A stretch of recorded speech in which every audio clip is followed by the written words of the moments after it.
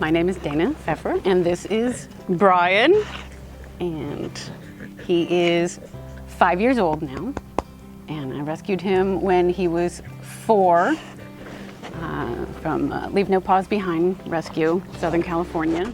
When I first started caring for Brian, he was brought in to a rescue. I brought him in a cardboard box because he couldn't walk. He was 38 pounds. And they were going to put him down in 45 minutes if somebody didn't come and get him because they didn't want him suffering. And it turns out the rescue was just a couple miles away from me, and it needed to be, they needed to find a foster who was close by because he needed to go back and forth to the vet a lot, even after being in a foster home. And they brought him to me the next day. He was so bad though that I could pick him up. And I carried him out of the car. He was not even, he was just all bones. And so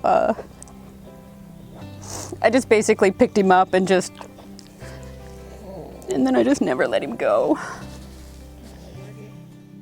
Food was so important. It needed to be something that I trusted. I had a previous dog that I had rescued, and I nursed her through lymphoma. And you know, she was getting older and had muscle issue also. And that's when I discovered Solid Gold and the Wolf King because of the high protein content and stuff. It was just a no-brainer. I just knew I was going to get this guy some Wolf King and it was going to work.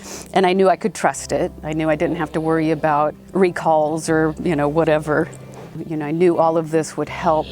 The Wolf King would help with his joints. It would help with his fur, but most important, like his muscles. I was constantly taking pictures to chart his progress.